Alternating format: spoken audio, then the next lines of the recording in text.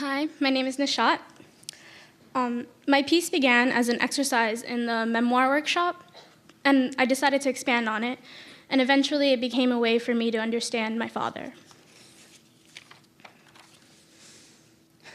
The understanding. I hesitated, my hand on the doorknob. It was only 7 p.m., a reasonable hour for a teenager to come home on the weekend. I peered through the glass on the front door. The light was on in the family room. Abu, my father, must be watching TV.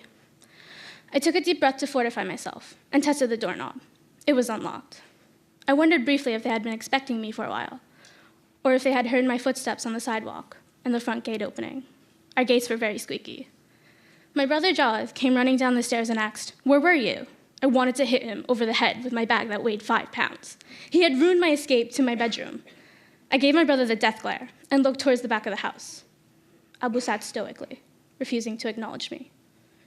My mother's head just peeked out over the low wall that separated the family room from the kitchen and dining room. I walked cautiously towards the family room, as though there were landmines planted throughout my living room floor. Stopping at a small closet, I took my jacket off and placed my bag on the floor, never once taking my eyes off my parents. They continued to ignore me. I rested my elbows on the low wall by the family room and racked my brain for a safe topic to talk about. Immediately, I thought of the cause of my lateness, the Girls Right Now family memoir workshop. Good, this is good, I thought to myself. Abu loves to talk about his past. Maybe if I get him talking on that, it'll soften him up, and I won't get reprimanded for something I had no control over. So today, we had to write about a family memory. I wrote about how you survived during the war. The sentence became a question. I hadn't exactly written about the war. I mostly just wrote about how eccentric my father could be. I hated having to do this. It felt as though I was a kindergartner again. I looked up at my dad. He sat there stonily, staring at the television. Sighing, I walked to the sofa. My mom and brother were eating while watching BBC World News with my dad.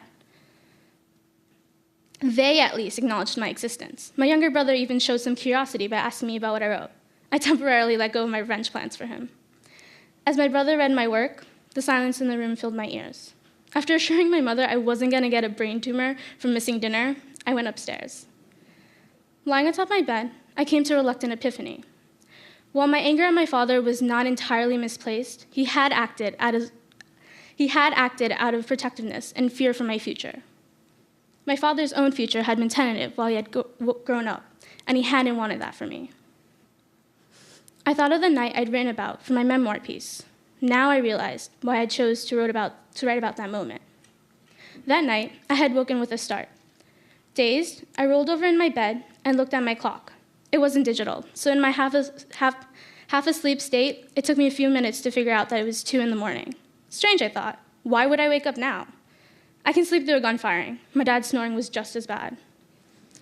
It wasn't his snores that woke me up. Then I heard it again. Drilling noises. Convinced that someone had broken into our house, I grabbed an umbrella as a weapon and ran down the stairs. What I saw downstairs baffled me. "Dad, what are you doing?" My dad, dressed in his PJs, stopped destroying our wall and said, "I think we need to change the curtains. We haven't changed them since we moved in." I just stared at him.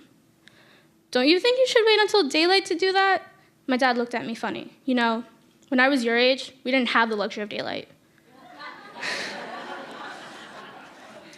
Oh no, I thought, he's using English. My dad only speaks in English when he has something serious to say. I sat down on the steps, preparing myself for a long lecture about educational advantages provided here in America. Instead, what I received were his memories of what happened to him and his family during the Bangladeshi Independence War. Stories I'd never heard before. It was through these stories that I began to understand the makings of the man that is my father.